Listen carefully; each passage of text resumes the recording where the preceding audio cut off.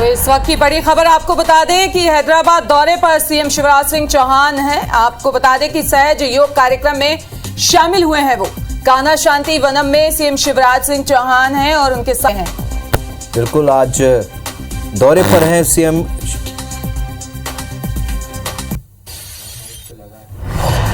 तो हैदराबाद दौरे पर हैं सीएम शिवराज सिंह चौहान। आपको बता दें कि पत्नी साधना सिंह भी उनके साथ मौजूद हैं। सहज योग कार्यक्रम में वो शामिल हुए हैं, शिरकत की उन्होंने। कान्हा शांति वनम में सीएम शिवराज हैं।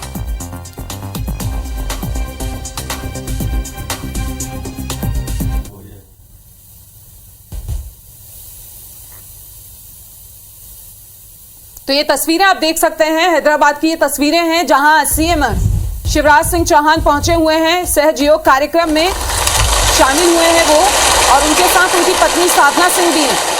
ये देख सकते हैं ये तस्वीरें, कान्हा शांति वनम में ये कार्यक्रम हो रहा है जिसमें शिरकत करने के लिए पहुंचे हुए हैं सीएम शिवराज सिंह चौहान।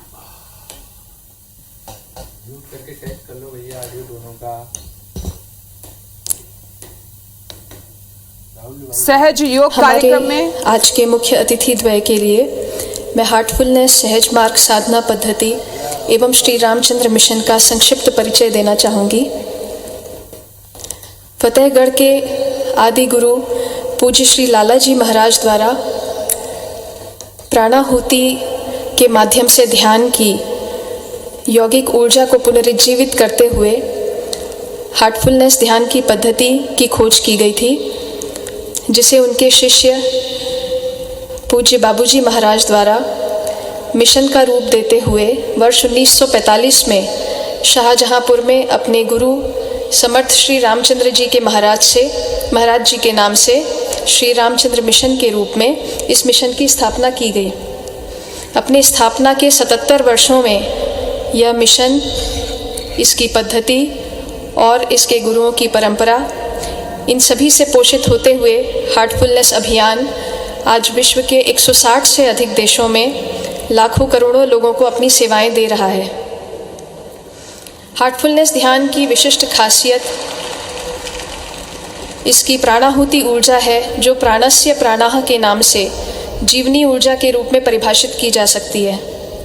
यह हृदय पर आधारित सरलतम ध्यान पद्धति है, जो आज के व्यस्त जीवन शैली में बहुत सरल तरीके से जिज्ञासु को प्रशिक्षित करते हुए ध्यान, सफाई और प्रार्थना की सरल तकनीकों के माध्यम से प्रारंभ कराई जा सकती है और इसके नियमित अभ्यास से एक अभ्यासी इसी जीवन में आध्यात्मिक उन्नति के अंतिम सोपान तक पहुंच सकता है।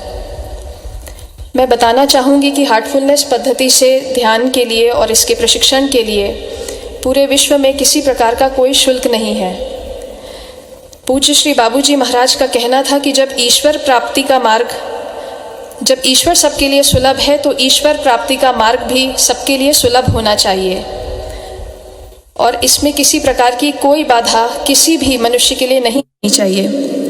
इसी सिद्धांत मात्र डोनेशंस के आधार पर संचालित करता है और किसी प्रकार का कोई शुल्क मिशन की किसी भी गतिविधि में नहीं लिया जाता। गुरु का अधिकार सेवा पाने में नहीं, अपितु उनका दायित्व उनके जिज्ञासुओं की सेवा करने में है। इस सिद्धांत सीधी लिए चलते हैं हैदराबाद।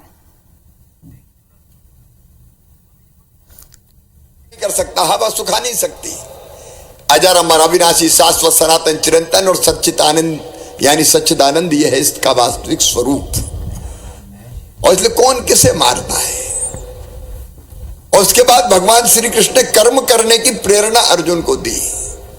उन्होंने कहा कि मैं खुद भी ना चाहूं तो मुझसे कौन कर्म करवा सकता है, लेकिन मैं भी कर्म किए बिना नहीं रहता। तो कर्म तो करें, लेकिन एक बात और उन्होंने कही, कर्मण्यवाधिका रस्ते मां फलेषु कदाचिन। हम कर्म करें लेकिन परिणाम की चिंता ना करें। जैसे पानी में कमल का पत्ता रहता है, पानी में रहते हुए भी पानी से गीला नहीं होता, वैसे ही हम कर्म तो करें लेकिन परिणाम के फेर में ना फंसे। और एक श्लोक कहा, मैं वो सुना के अपनी बात समाप्त करूंगा। एक प्रश्न और पूछा अर्जुन ने भगवान श्री कृष्ण से कि अच्छा कार्यकर्ता कौन, सात्विक कार्यकर्ता कौन। तो इस श्लोक मुझे बड़ी प्रेरणा देता है। उन्होंने कहा मुक्त संगो अनहमवादी धृति उत्साह समन्विता सिद्धि असिद्धियों निर्विकारा करता सात्विक उच्चते। मुक्त संगो, जो संग से मुक्त हो, मोह से दूर हो। अनहमवादी, जो अहंकार से दूर रहता हो, घमंड जिसको ना हो। जो धैर्यवान हो, धृति, जिसमें धैर्य हो, काम करता रहे।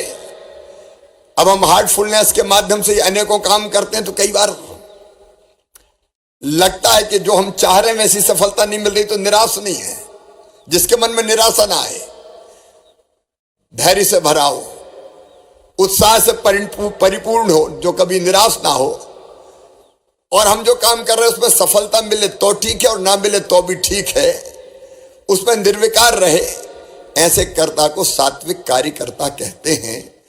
तो मेरे सभी प्रिय बहनों और भाइयों, हम कर्म करें, परिणाम की चिंता ना करें, और कर्म भी वो करें जिसमें अपने साथ साथ हम बाकी का भी भला कर सकें। सेवा के अनेकों कार्य रामचंद्र मिशन के माध्यम से, हार्टफुलनेस के माध्यम से मध्य प्रदेश की धरती पर भी हो रहे हैं।